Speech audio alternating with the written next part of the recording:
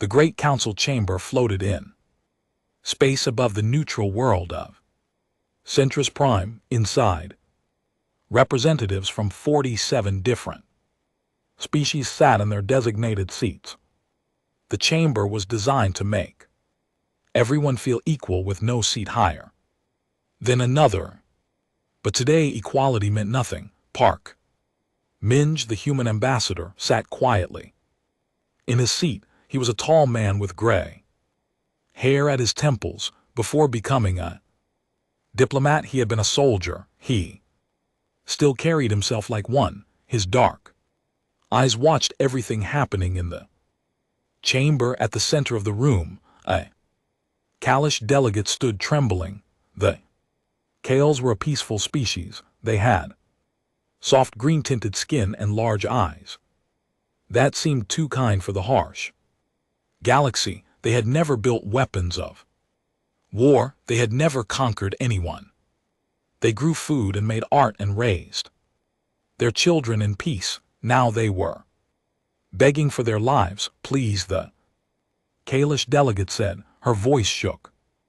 The Vraxian swarm will reach our world in 3 weeks. We have no weapons, no armies. We are farmers and teachers. Our children.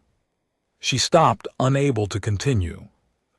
Vraxians were known throughout the galaxy. They were conquerors who believed only the strong deserved to survive. They took worlds and enslaved populations. They showed no mercy.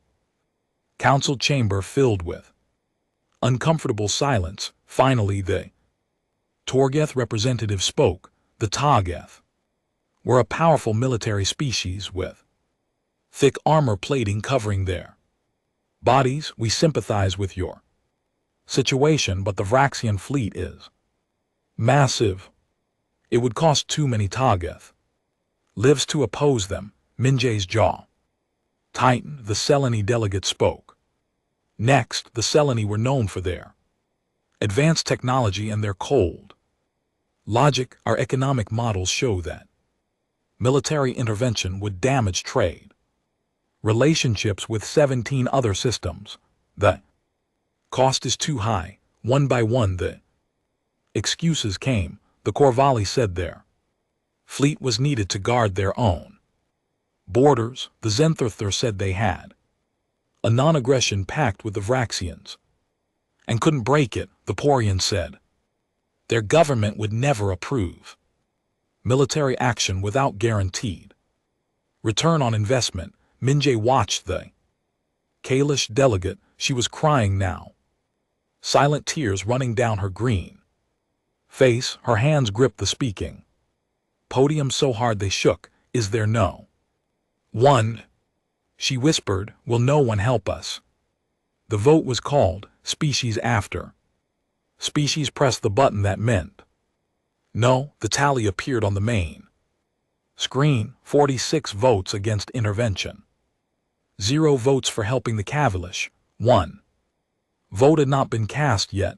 The Kavish delegate looked around the chamber with desperate eyes. Then she saw something that broke her completely. Even the species that had called themselves friends of the Kalish had voted no. She made a sound like a wounded animal and collapsed to her knees. My children, she sobbed. All the children. MJ stood up.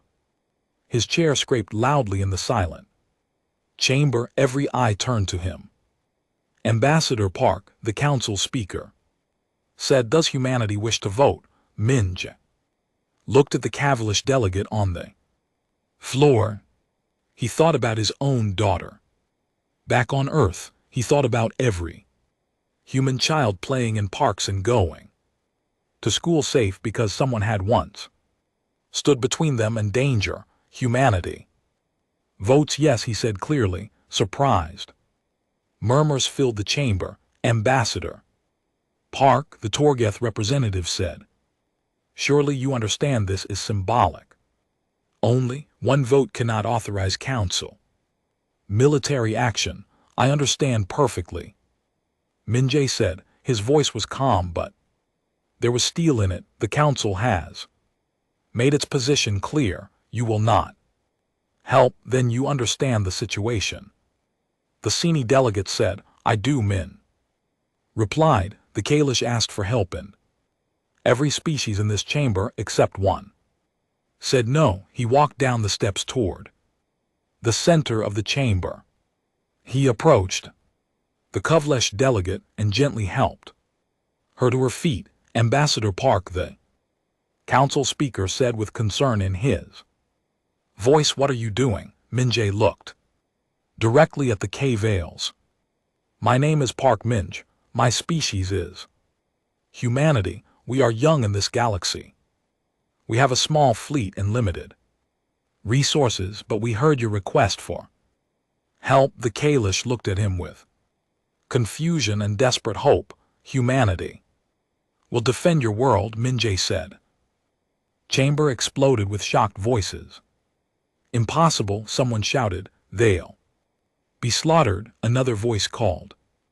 The council speaker raised his hand for silence. Ambassador Park, please reconsider. Humanity has only been part of this council for 30 years. Your fleet is small. The Vraxians will have 200 warships.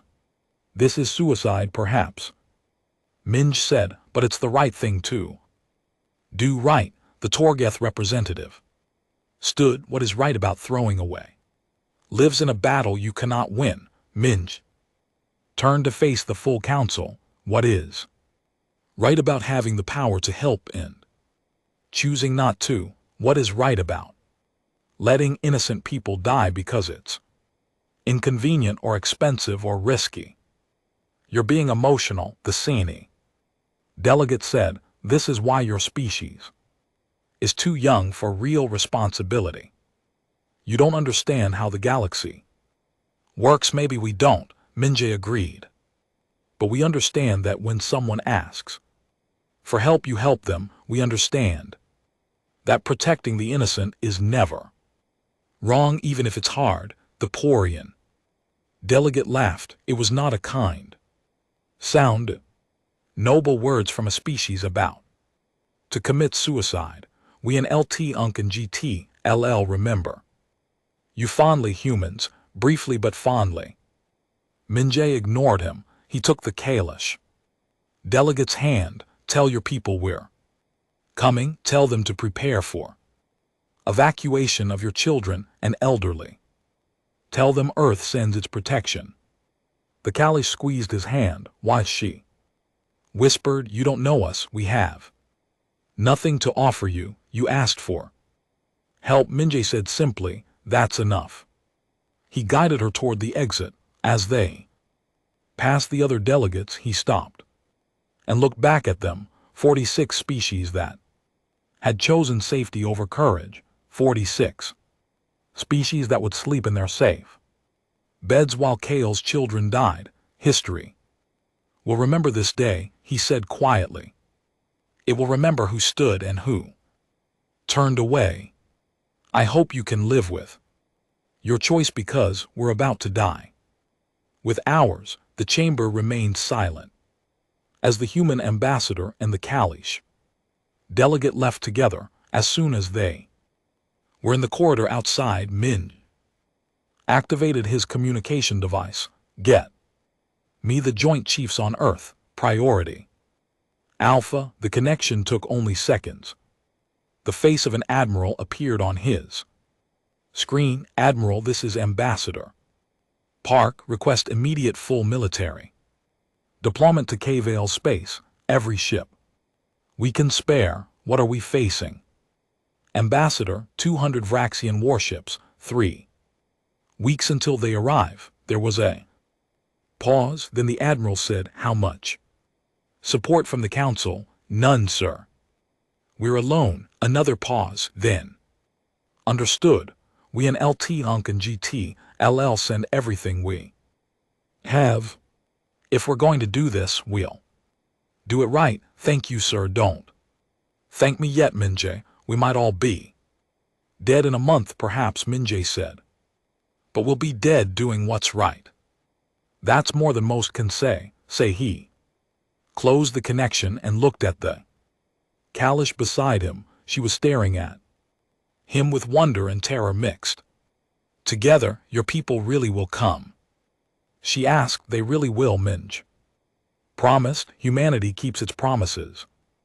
Even the hard ones, especially the hard ones behind them, inside the council chamber. The delegates were already discussing how they would divide Kavalish territory after the Vraxians took it. They were already moving on, forgetting the people they had condemned. None of them believed they humans would actually come. They would learn differently soon enough. The human fleet emerged from faster than light travel at the edge of the Kavalish system. 23 ships, that was everything Earth could send on short notice. More would come later, but later might be too late. Admiral Sanghin stood on the bridge of her flagship, the Indomitable. She was a small woman with sharp eyes and gray hair pulled back tightly. She had fought in the border wars 20 years ago. She knew what real combat looked like. She knew what death looked like. 23 ships, her second officer said quietly. Against 200, then we in LT Unk and GTLL have to be 9 times better than them. Song replied. Her voice was calm. Navigation set course for Tenderval. Communications. Send word to the Kavalish that Earth has arrived. The fleet moved deeper into the system as they approached the green and blue planet of Tenderval. Song studied the tactical displays. The planet was beautiful. Rolling farmlands covered most of the continents. Small cities dotted the landscape, looking more like large villages than urban centers. No military installations, no planetary defense weapons. The Kavalish had built a civilization of peace. Now they would pay the price for that peace unless humanity could stop it. Admiral, we're receiving messages from the surface. The communications officer said, thousands of them. They're all the same. Thank you for coming. Song felt a weight settle on her shoulders. All those people trusting humanity to save them, all those lives depending on 23 ships and the crews aboard them. Send. Reply, she said. Earth honors its commitments. Prepare for tactical operations. Fleet entered orbit around Tenderval. Captain Chen and his ground forces took shuttles down to the surface. They would help organize defenses and evacuations.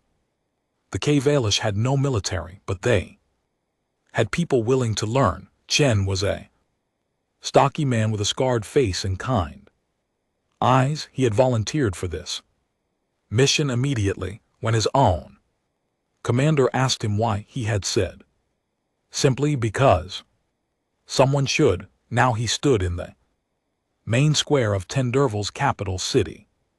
Thousands of Kavalish gathered around him. They looked scared. They looked hopeful. They looked at him like he was a miracle. We need to evacuate your children first, Chen said through the translation device, and your elderly.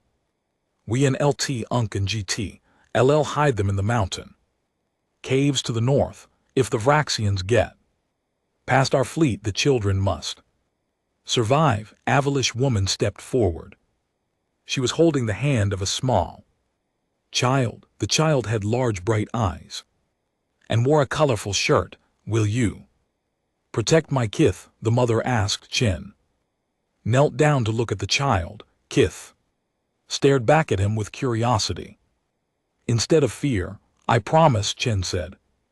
The mother's eyes filled with tears. Others said no. They had big fleets and strong weapons, but they said no. You came with so little, but you said yes. Why? Chen stood and looked at all the Kalish watching him. Because you needed help. That's reason enough. Over the Next few days, the humans worked without stopping. They moved children and elderly to the caves. They taught Kalish. Farmers had to hold rifles. They turned peaceful valleys into defensive positions. They planted mines in fields where Kalish children had played just weeks before. Keseth followed the human Marines everywhere. The little Kalish child watched them dig trenches and prepare weapons. One Marine, a young woman named Rodriguez, let Keseth help carry supplies. Why do you help us? Keseth asked in simple words. Rodriguez paused. She was tired. They were all tired. They had been working for 3 days with little sleep. Because you asked, she said, and because it's right. What if you die? Keseth asked. Rodriguez smiled sadly. Then we die doing something good. That's better than living having done nothing. In orbit, Admiral Sung watched her tactical screens. Vrayan scout ships had entered the system, 3 of them. They moved close to observe the human fleet. There, scanning us, her tactical officer reported, counting our ships. Let them look, Song said. I want them to see us. The scout ships circled the human fleet twice, then they jumped back to faster than light speed, racing back to report to their commanders. Song imagined what they would say. Only 23 human ships. Small fleet, easy victory. The Vraxians would come confident. That confidence might be the only advantage humanity would get. Begin Phase 2 operations. Song ordered. I want every advantage we can create. Use the asteroid field near the 4th planet. Plant sensor mines throughout the outer system. Make this system into a trap. Her crew worked efficiently. They knew what was coming. They knew the odds, but they had volunteered anyway. Every person on every human ship had chosen to be here. On the surface, walked through a cave-alish village. Families were saying goodbye to their children. Parents hugged sons and daughters, not knowing if they would see them again. Some of the older Kalish children refused to leave. I want to fight, a teenage cave-alish boy said. His name was Jenth. This is my home. Chen looked at the boy. Jenth was thin and had never held a weapon before, but his eyes were determined. All right, Chen said. You can fight, but you follow orders exactly. Understand? Jenth nodded eagerly. Chen turned to his Marines. Get him a rifle. Show him how to use it. Keep him alive. Rodriguez stepped forward. I'll watch him, Captain. Over. The following days, more young Valish joined the defense forces. They were clumsy with weapons. They were scared, but they were brave. One evening, Keseth brought Chen a small flower from a field. For you, the child said. Because you're nice. Chen took the flower carefully. He had a daughter back on Earth about Keseth's age. Thank you, he said. His voice was rougher than usual. Will the bad people come soon? Keseth asked. Yes, Chen said. Honestly, soon. Will you win? Chen looked at the child. He thought about lying, about giving false hope, but he decided Keseth deserved truth. I don't know, but we'll fight very hard. We won't give up. Keseth nodded seriously. My mama says humans are brave. She says you came when everyone else was scared. We're scared too, Chen admitted. Being brave doesn't mean not being scared. It means doing what's right, even when you're scared. In orbit, Admiral Song received a priority message. It was from her sensor officers. Admiral, massive energy signatures detected at the edge of the system. Multiple ships entering from faster than light. Song stood. How many? Counting. Now 50. 100. 150. The officer's voice shook slightly. 203 ships. Admiral, it's the Vraxian fleet. Song looked at her tactical display, the red icons representing enemy ships flooded the screen. 200 ships, each one larger than her biggest vessel, each one carrying more weapons and stronger shields. Behind her she heard someone whisper a prayer. All ships, Song said calmly, into the fleet channel. Battle stations, prepare. Defensive formation, Gamma. Remember your training. Remember why we're here. She looked at the planet below. Millions of Kalish down there, trusting humanity to protect them. 23 human ships against 200 Vraxian warships. Vraxian fleet began moving toward the inner system. They came slowly, confidently. They sent a message on all frequencies. It was simple and cruel. Humans, surrender or die. You cannot win. Leave now and we will let you go. Stay and we will destroy you. Song's communications officer looked at her. Admiral, do we respond? Do we? Song thought about Earth, about the principles humanity had always tried to follow, about doing what was right even when it was hard. She thought about little Keseth holding a flower, about parents saying goodbye to children, about people who had asked for help and been refused by everyone except one young species that most of the galaxy thought was foolish. Send response. Song said message is simple. No. The communications officer smiled slightly and sent the message. The Vraxian fleet came closer. Song watched them approach. She had laid her traps. She had prepared her defenses. She had good people under her command. It would not be enough. They would lose, but they would fight anyway. All ships, she said, wait for my command. Let them come close. Let them think this will be easy. On the surface, Chen gathered his marines and the Caval's volunteers. They're here, he said. Get to your positions.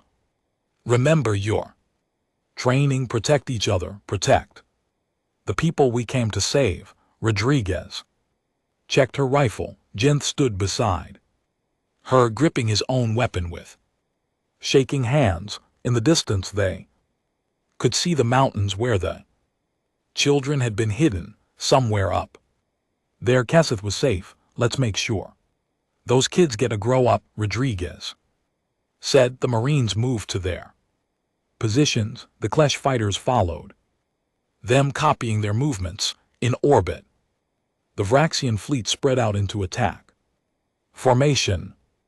They moved like they had done this 1,000 times before. Because they were conquerors. This was what they did. Admiral Song watched them come. Her hands were steady on her command console. Hold, she whispered. Hold, hold. Now all ships engage. The human fleet opened fire.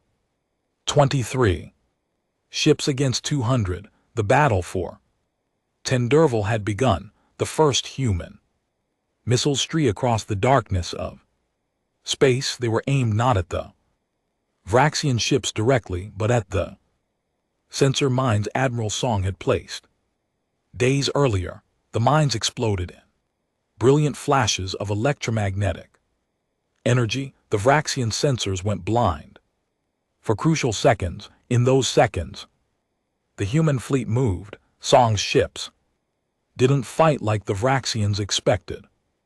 They didn't form a defensive line. They split into small groups and dove into the asteroid field near the fourth planet. The asteroids were small but numerous. Good for hiding, good for ambushes. Target the lead ships, Song commanded. Fire and relocate. Don't stay in one place.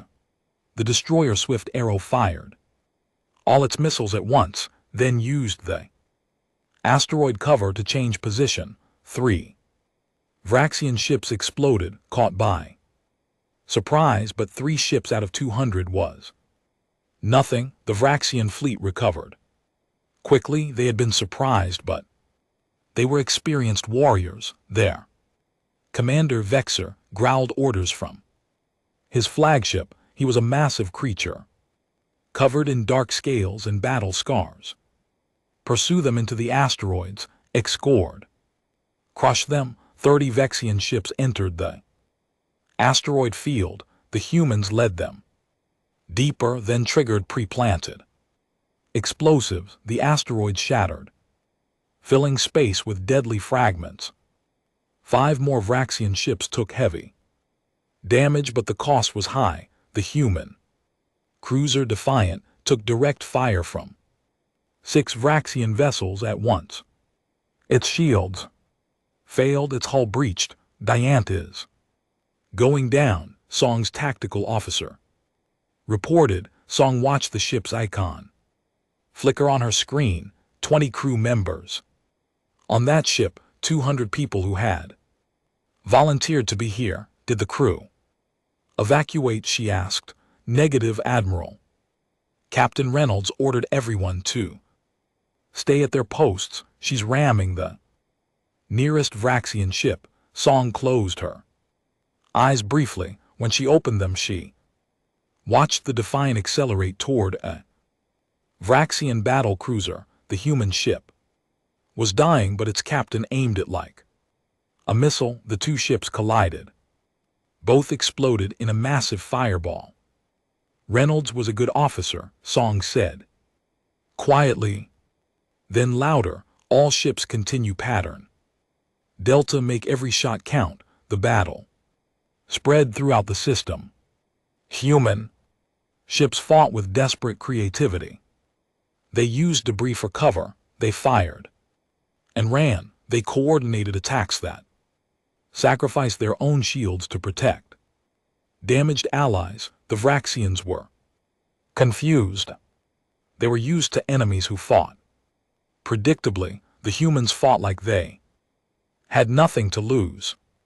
Because they didn't, 2 more human ships died in the next hour. The destroyer Courage and the frigate Thunder, but they took 8 Vraxian vessels with them. Commander Thek's Corps studied the battle reports with growing anger. Why are we losing so many ships?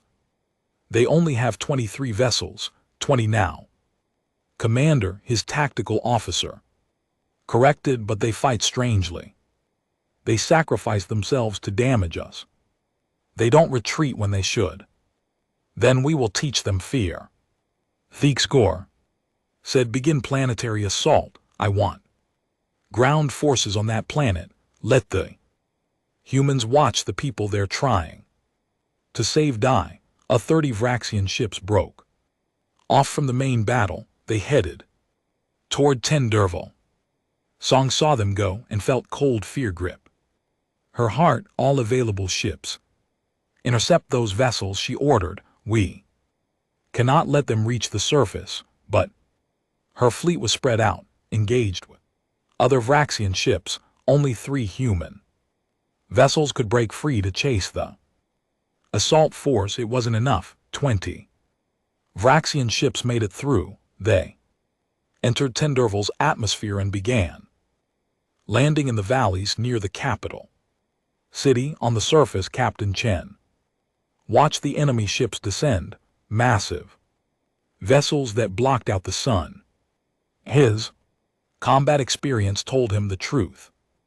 Immediately, his few hundred Marines and Klesh volunteers could not stop what was coming, but they would try anyway. All units, he said into his communicator. Enemy is landing in sectors 3 through 7. Take your positions. Remember, we're not trying to win, we're trying to slow them down. Give the civilians time to reach deeper shelters. Make them pay for every meter. Rodriguez checked her weapon. Beside her, Gent, the young Kalish fighter, was breathing fast, trying to control his fear. Stay close to me, Rodriguez told him. Do what I do. If I Say run, you run, understand, Jenth. Nodded, the Vraxian ships landed and their ramps dropped. What came out were creatures built for war.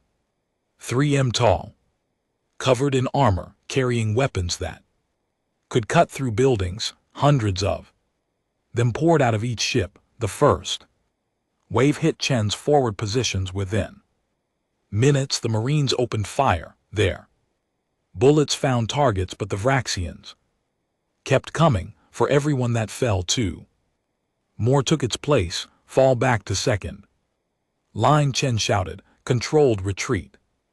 Keep firing. The humans and Cavalish fighters retreated through the streets of the capital. They used buildings for cover. They set traps. They made the Vraxians work for every block of the city. A group of Vraxian soldiers cornered Rodriguez and Jenth in a collapsed building. Rodriguez fired until her weapon clicked empty. She pulled out her combat knife. Run, Jenth, she shouted. Get to the evacuation point. No. Jenth raised his rifle with shaking hands. You said we protect each other. He fired. The shot went wide, but it distracted the Vraxian for a second. Rodriguez used that second. She dove forward and drove her knife into the gap in the Vraxian's armor. The creature roared and fell. 2 more Vraxians turned the corner. Rodriguez and Jenth looked at each other. This was it. Then a grenade rolled between the Vraxians. It exploded. Marine Corporal Jackson appeared, bleeding from a wound in his side. Get moving, he yelled. I'll hold them. Jackson, you're wounded. And you've got a kid to protect. Go. Rodriguez grabbed Jenth and ran. Behind them, they heard Jackson's rifle firing. Then silence in orbit. Admiral's songs. Fleet was being destroyed piece by piece. They had started with 23 ships. Now they had 14, but they had taken down 42 Vraxian vessels, almost 1 for 1, against an enemy that was supposed to be superior, but mathematics didn't care. About bravery, the Vraxians still had more than 150 ships. The humans had 14. Song's flagship shook as enemy fire hit their shields. At 30%, her officer reported, divert all non-essential power to weapons. Song ordered, if we're going down, we're taking more of them with us. On the Vraxian flagship, Commander the Corps stared at the tactical display. His fleet was winning, but the cost was far higher than he had expected. These humans fought with a fury he had rarely seen. Commander, we're receiving a transmission from the surface, his communications officer said. Our ground commander reports heavy resistance. The enemy fights building to building. They will not surrender. How many humans on the surface? The Corps demanded.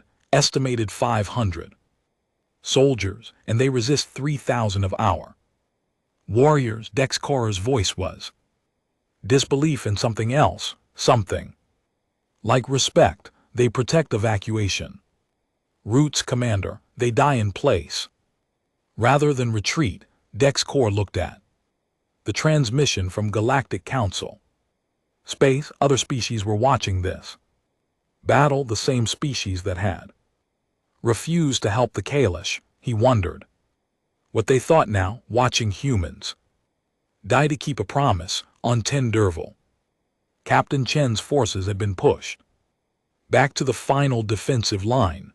The evacuation shelters were behind them. If this line broke, civilians would die. Chen was wounded. A piece of shrapnel had cut his leg. He ignored it. Around him, his remaining Marines and Kales fighters held their positions. This is it, Chen said. No more falling back. We hold here or we die here. Rodriguez nodded. She had lost count of how many Magazines she had fired, Jenth was still.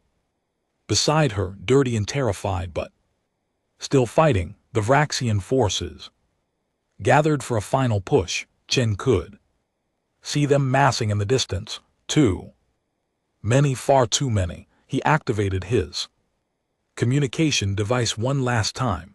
All positions, this is Chen. It's been an honor. Tell our families we kept our promise. The Vraxians charged. The humans and Kalish opened fire.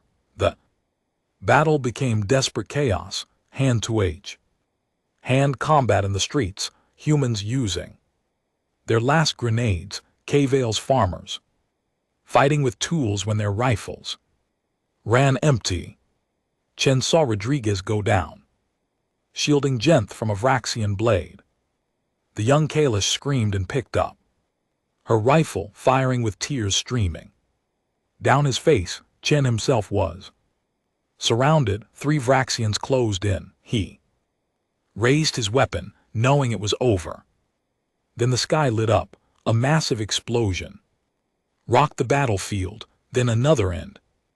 Another. Chen looked up and saw human ships screaming through the atmosphere. But these weren't the ships that had been here. These were new, many new ships in orbit. Admiral Song stared at her tactical display in shock. New icons appeared. Human icons, dozens of them. Admiral. New fleet entering the system. Her communications officer shouted with joy. In her voice, it's Earth. They sent everything, every colony, every outpost. They're all here. Song felt tears.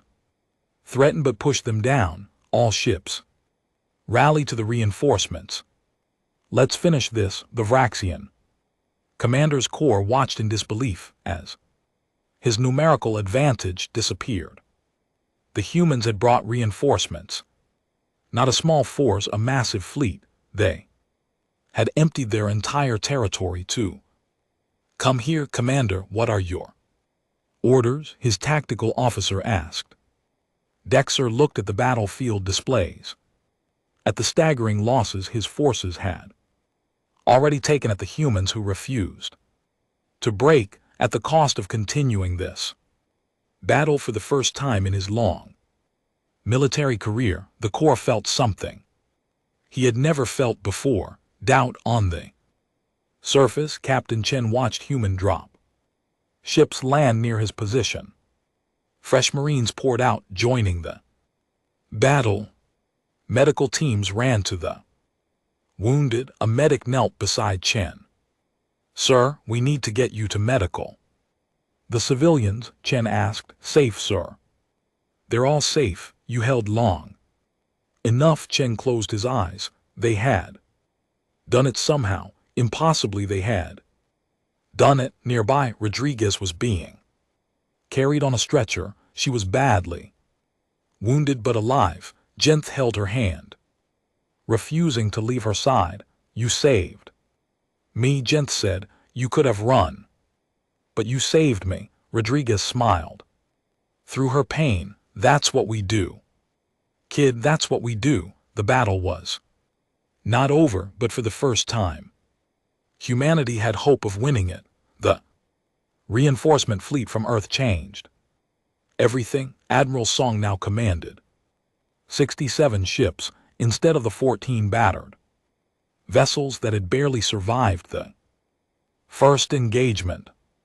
Every human colony had sent their defense forces. Mars, Europa Station, the Century settlements. All of them, they had left their own homes vulnerable to do it, but that was what humanity had decided. If they were going to make a promise, they would keep it with everything they had. The Vraxian fleet still outnumbered them. Commander Thek's Corps had 158 ships remaining, but his forces were no longer confident. They had expected easy prey. Instead, they had found an enemy that fought like demons. In the council chambers above Centris Prime, emergency sessions had been called. Delegates from all 47 Species watched live feeds from the Battle of Tenderville. What they saw shocked them. The Torgath representative who had said intervention was too costly watched a human frigate sacrifice itself to save 2 Caval's evacuation ships. The ship's captain had stayed at his post, firing weapons until his vessel exploded. They fight without regard for their own survival, the Torg said quietly. Senior delegate, who had cited economic concern, watched human ground forces hold impossible positions.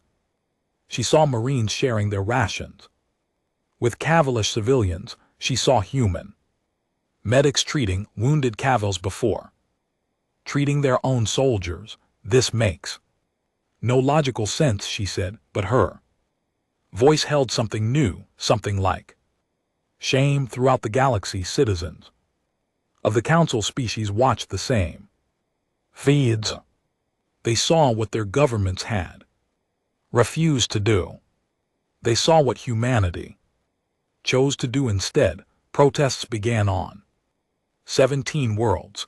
Citizens demanded to know why their mighty fleet sat idle. Humans died protecting innocents. On the Corvalli home world, a retired military officer named Kelvin watched his screen. He had served for 40 years. He had medals and honors, but watching the humans fight, he felt something break inside him. I cannot live with this shame, he said to his family. He put on his old uniform. He went to the nearest military base and demanded access to a ship, any ship. The Council voted against intervention. The base commander said, "The Council does not own my conscience." Kelvin replied, "I am going to Tenderville alone if I must." The base commander looked at the old warrior. Then he looked at the other soldiers who had gathered to watch the human battle feeds. He saw the same shame in their eyes. "You won't go alone," commander said. "I'm coming too." Within hours, a small fleet of Corvalli volunteers launched toward Tenderville. 7 ships crewed by soldiers who refused to sit idle any longer. The same thing happened on other worlds.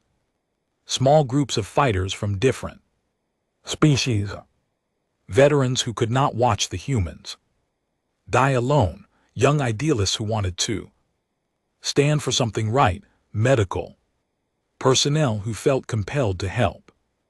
None of them were authorized by their governments. All of them came anyway. Back at Tenderville, Admiral Song coordinated the human fleet into a defensive sphere around the planet. The Vraxian forces had pulled back to regroup. Both sides needed time to repair and reload. Song knew the next engagement would be decisive. Either humanity would break the Vraxian fleet or the Vraxians would overwhelm them through sheer numbers. She was reviewing tactical plans when her communications officer interrupted. "Admiral, we're receiving a transmission." It's not Humanians," Song asked, alert. "No ma'am, it's Corvalli. They say they're volunteers coming to assist us." Song felt something she hadn't felt in days, surprise that wasn't bad news. "How many ships?" 7. "Admiral, but we're getting more signals. Pour in volunteers, Zenther volunteers. Small groups from different species." Song stood and walked to the main view screen. She watched the icons appear on the tactical display. 8 ships now. 10-15, small groups. But they kept coming. "Admiral, the lead Corvalli ship is hailing us," the communications officer said. Song opened the channel. An old Corvalli warrior appeared on the screen. His face was weathered and his eyes were tired but determined. "I am Kelvin, formerly of the Corvalli Defense Fleet," he said. "My government said no, but I say yes. We came to fight beside you. Song felt a lump in her throat. Your assistance is welcome, Kelvin. Why did you come? Because we saw what you're willing to sacrifice for people you barely know. Because you shamed us, because someone needed to have the courage our leaders lack. More ships kept arriving. Most were small personal vessels, old military ships that had been retired. A medical ship from the Sini, crewed entirely by volunteer doctors who had quit their positions to come help. By the end of the day, 23 volunteer ships had joined the human fleet, not enough to match the Vraxians, but enough to matter on the surface. Captain Chen walked through a field hospital. His leg wound had been treated, but he refused to stay in bed. There was too much work to do. He found Rodriguez recovering from surgery. The young Marine had taken a blade meant for Jenth. The doctor said she would survive, but it had been close. Jenth sat beside her bed, holding her hand. The young Kalish hadn't left her side. Captain, Rodriguez said weakly when she saw Chen. Did we hold? We held Chen. Confirmed, and we have help now. Volunteers from other species are arriving. Really? Rodriguez looked surprised. I thought everyone said no. Their government said no, Chen replied. But their people said yes. Turns out courage is contagious. Jenth looked up at Chen. Will you win now? Chen chose his words carefully. We have a chance. Now, a real one. My parents are safe. Jenth said, because of you, because of her. He squeezed Rodriguez's hand. I will tell everyone forever. I will tell them humans came when no one else would. In the Vraxian flagship, Commander Vixcor received reports of the volunteer ships arriving. His tactical officers expected him to dismiss them as insignificant. But the Corps had been a warrior for decades. He understood what he was seeing. They are not coming for military gain, he said slowly. They are coming because the humans inspired them. They are fools, one of his officers said. Like the humans, Dexcor struck the officer across the face. Do not call them fools. They are something we have not faced before. They are true believers. He looked at the tactical display. His fleet could still win. Probably, but the cost would be devastating. And for what? To conquer farming world, to prove strength against an enemy that had already proven they would rather die than surrender. Send a message to the human admiral, Dexter ordered. Request a communication channel. His officers stared in shock. The Vraxians never negotiated from a position of anything less than absolute dominance. Commander One dared to ask. Do it, Thier commanded. Moments later, Admiral Song received the message. She looked at her senior officers. He wants to talk. Could be a trick, could be her. Tactical officer agreed, but maybe not. We hurt them badly in that first fight. Maybe he's having second thoughts. Song opened the channel. The massive form of Commander the Corps appeared on her screen. Up close she could see he was old, scarred from countless battles. Tired. I am Commander the Corps of the Vraxian Swarm. I am Admiral Sanghin of the human fleet.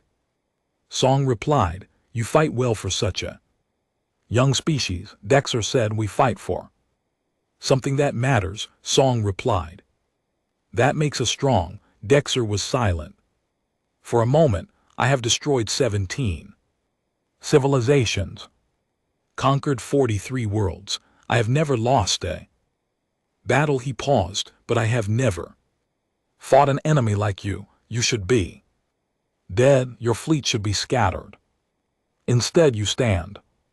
And worse, you inspire others to stand with you. What Do you want, Commander? Song asked. I want to understand. Why, the Kalishar? Nothing to you. You gain nothing from this. Why throw away your lives? Song thought about how to answer. Finally, she said, because they asked for help. Because it's right. Because we want to live in a galaxy where asking for help is enough, where being innocent and in danger is enough. Is that so hard to understand? Thixer looked at her for a long moment. For my people, yes, we believe only the strong deserve to survive. The weak exist to serve or die. Then your people are wrong, Song said simply and deep down. I think you know it. The core's expression was unreadable. We will attack again in 12 hours. Prepare yourself. The channel closed. Song's officers looked grim. So much for negotiation, one said, but Song wasn't sure. She had seen something in Thexer's eyes, doubt, maybe even respect.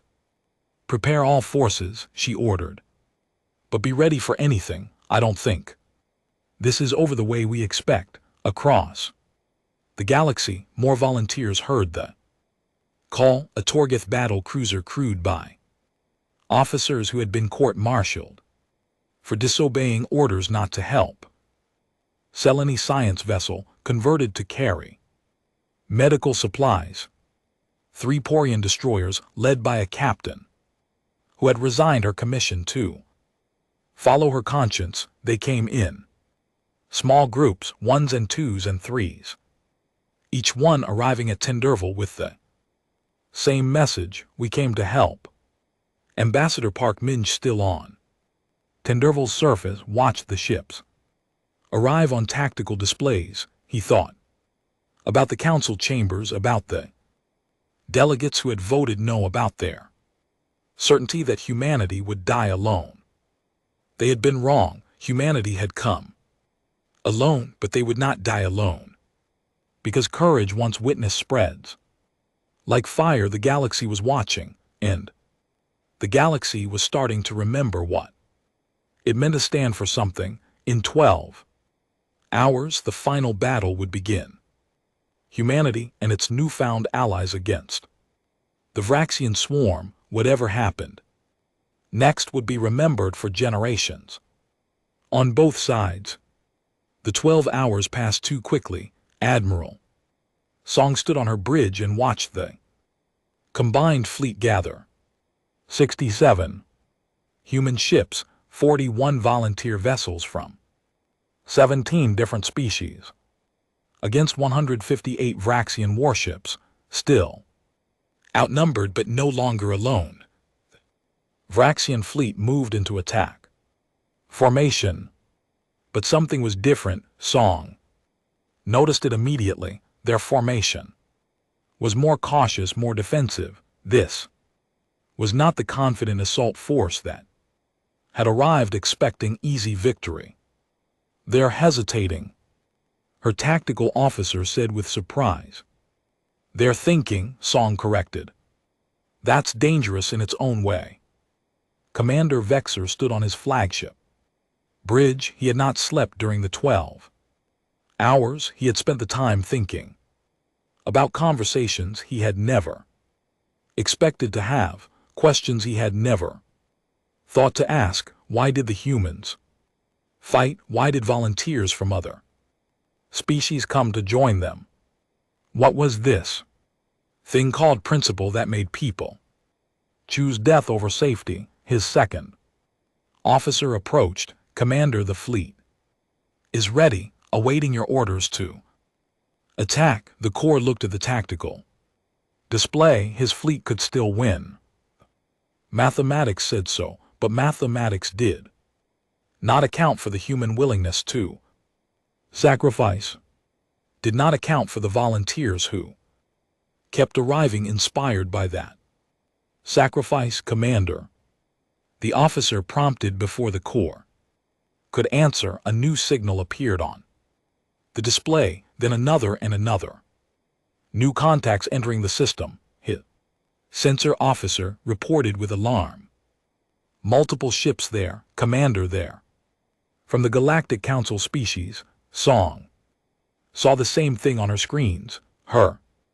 Heart jumped, identify those ships. Indify Togoth Battlefleet Admiral, 12. Ships and Seleni vessels and Porans. They're their official military vessels. Not volunteers, Song stared in disbelief. The council governments that had voted. No, were sending their fleets after all.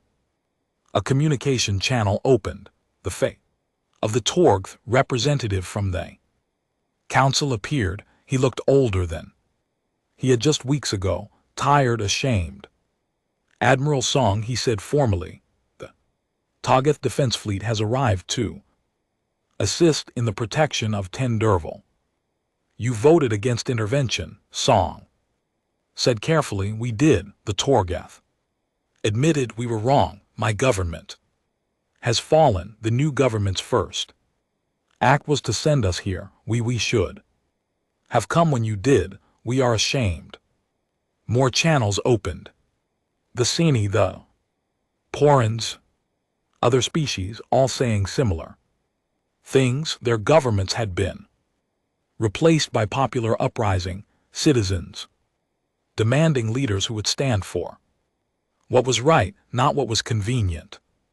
The combined fleet had grown to over 150 ships, nearly matching the Vraxian numbers. On his flagship, Dexter watched his tactical display. The situation had changed completely. He no longer had overwhelming numerical advantage. His fleet was damaged from previous engagements, and the enemy forces were fighting for something his warriors had never fought for. Belief, Commander, his tactical officer said quietly. We should withdraw. This battle can no longer be won at acceptable cost. Unacceptable. Another officer growled. We do not retreat. We are Vraxian.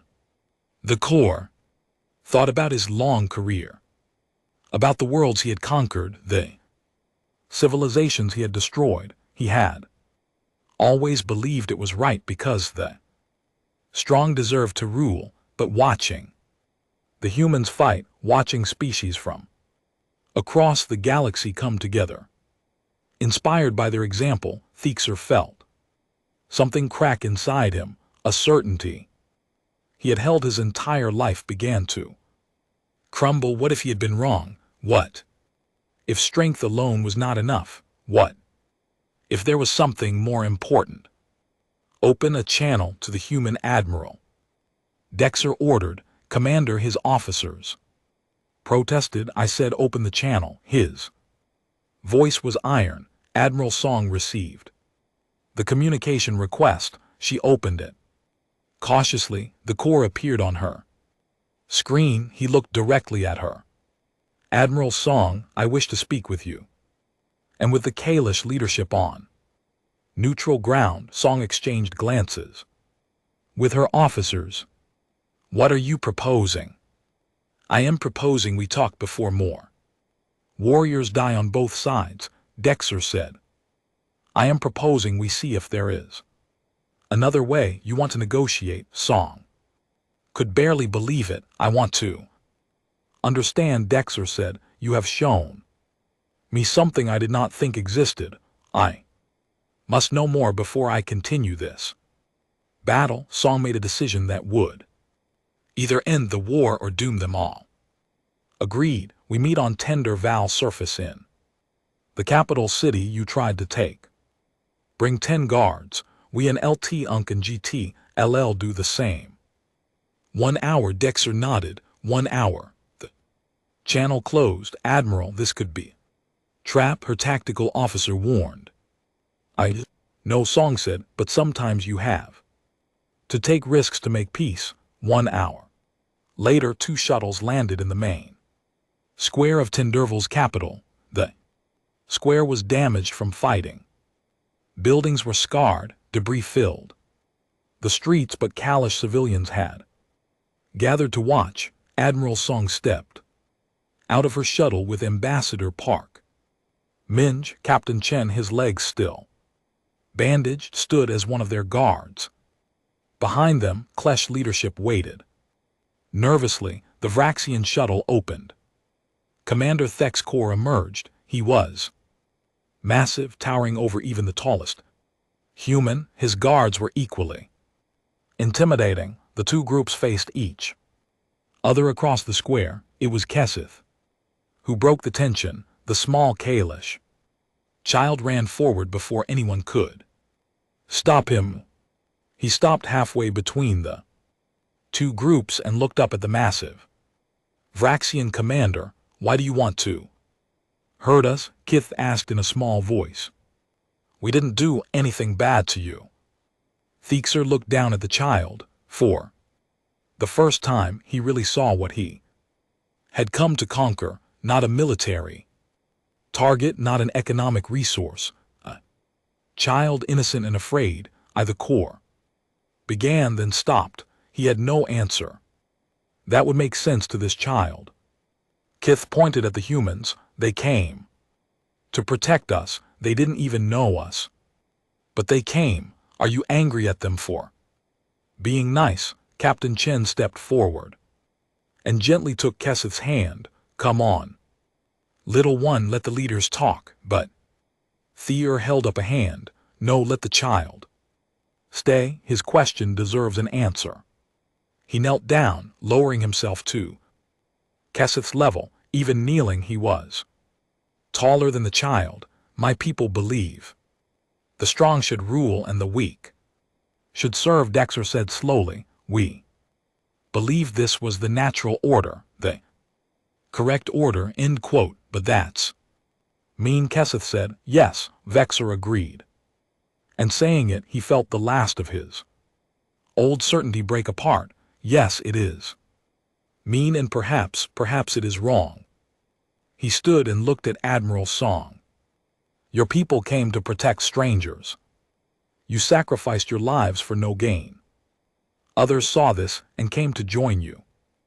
You have shown the galaxy something we Vraxians do not understand. You fight not for conquest but for principle. We fight because it's right. Song said simply, and therein lies something I must learn, Dexter said.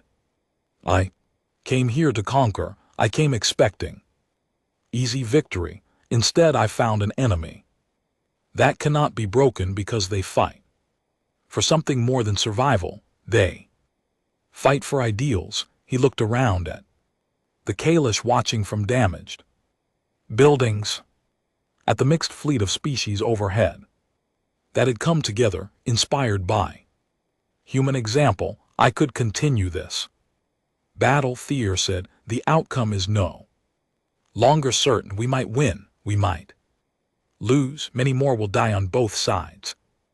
Or he paused. Or I could do something I have never done before. I could admit that perhaps the strong do not always deserve to rule. Perhaps protecting the weak is not foolishness. Perhaps it is strength of a different kind. What are you saying? Ambassador Park asked carefully.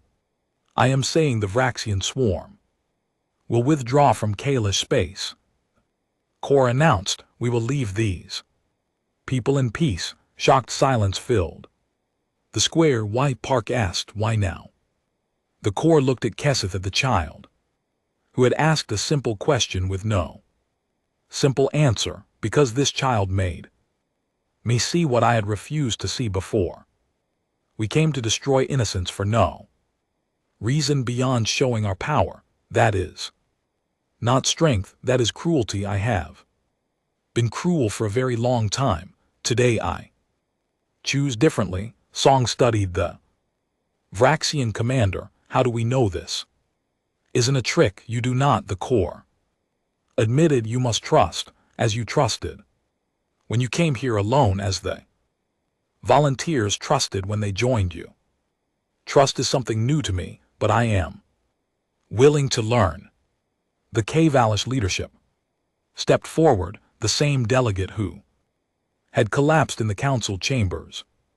Weeks ago, she looked at the core with tears in her eyes. You came to destroy us, she said, but these humans stopped you, and in stopping you, they changed you. Is that right? They showed me another way exists. Dexter said, whether I follow that way remains to be seen, but I will begin by leaving your people in peace. He turned to Admiral Song. I will take my fleet and leave within the day, but know this, human, what you did here will spread throughout the galaxy. You have shown everyone that principles matter, that protecting the innocent is worth sacrifice. Some will see this as weakness, but others will see it, as I now see it, as a different kind of strength. Song nodded slowly. Then go in peace, Commander, and perhaps one day we can be allies instead of enemies, perhaps. Agreed. I am too old to chain completely, but I can try. That is something. The Vraxian fleet departed that evening. True to his word, Dexter withdrew his forces. The watching galaxy saw it all, the mighty Vraxian swarm retreating not in defeat, but in transformation. In the days that followed, the full scope of what had happened became clear. The human casualties were devastating. 40% of their total forces killed or wounded, 23 ships lost entirely, thousands of Marines dead, but 10 Derval was saved. The Galactic Council held an emergency session. The council chambers looked different now. New delegates sat in many of the seats. Governments had fallen. Citizens had demanded leaders who would stand for principle, not just profit. Ambassador Parkman stood to address them. He was tired, grief-stricken. He had attended too many memorial services, but he stood tall. We came here weeks ago and asked for help, he began. You said no. Every species except one said the cost was too high, the risk too great, the benefit too small. The chamber was silent. We went anyway, Park continued. We went because the Klesh needed help. We went because it was right. We didn't expect what happened next. We didn't expect volunteers to join us. We didn't expect your citizens to rise up and demand better from their governments. We didn't expect even the enemy to change. He looked around the chamber. But all of this happened because someone had to go first. Someone had to show that principles matter more than convenience. Someone had to prove that protecting the innocent is worth the cost. Park's voice grew stronger. Today, I propose the Sentinel Accord, a new agreement between all willing species. We commit to protecting those who cannot protect themselves. We commit to answering calls for help. We commit to standing for what is right, even when it is hard. He paused, because if the last few weeks have taught us anything, it is this: courage is contagious. Stand for something and others will stand with you. Do what is right and you change not just yourself, but everyone watching. The vote was called. This time it was different. Species after species voted yes. The Sentinel Accord passed with near unanimity. On Tenderval, the rebuilding had begun. Humans and K-Vales worked side by side. The volunteer forces from other species stayed to help former enemies, working together to heal what war had damaged. Kesseth planted a memorial garden in the main square. Small trees for every human who had died. A simple marker stood at the center with words in both human and K-Vale's languages. They came when no one else would. They stood when all others sat. They fought when everyone said they would lose. They changed the galaxy by refusing to abandon those who asked for help. We will remember. They They we will. Remember they always, Captain Chen, stood at the memorial with Rodriguez, who was recovering from her wounds. Jen stood between them. The young flesh had asked to be adopted by Rodriguez when he learned her family back on Earth had room for one more. We lost so many, Rodriguez said quietly. We did, Chen agreed, but we won something too. We showed the galaxy what humanity stands for. We proved that doing the right thing matters. Was it worth it? Rodriguez asked. Chen looked at Jenth, at the Kalish children playing safely in the streets, at the mixed crews of humans and aliens rebuilding together, at a galaxy that had learned to stand for something again. Yes, he said firmly, it was worth it. Admiral Song watched from orbit as the last of the human fleet prepared to return home. Her flagship was battered but still flew. She had lost friends in the battle, good officers, good people. But she had kept the promise humanity made. And in doing so, humanity had inspired something bigger than themselves. She opened a fleet-wide channel, all ships. This is Admiral Song. Today we go home. We go home having lost much, having sacrificed much, but we go home having stood for something important. We showed the galaxy that principles matter, that protecting the innocent is always worth the cost, that standing alone for what is right is never truly alone. She paused because courage once witnessed becomes contagious. We fought first, but we did not fight last. Remember that. Remember that what we do echoes what we stand for matters. We are humanity. We keep our promises. The fleet jumped to faster than light speed, heading home. Behind them they left a world saved, a galaxy changed, and a simple truth that would be remembered for generations. Sometimes all it takes is one species saying we will fight to remind everyone else what they should have been doing all along. The galaxy learned that day what humanity had always known, that standing alone for what is right is never truly alone, because courage once witnessed spreads like fire, and the fire humanity lit would burn for a very long time.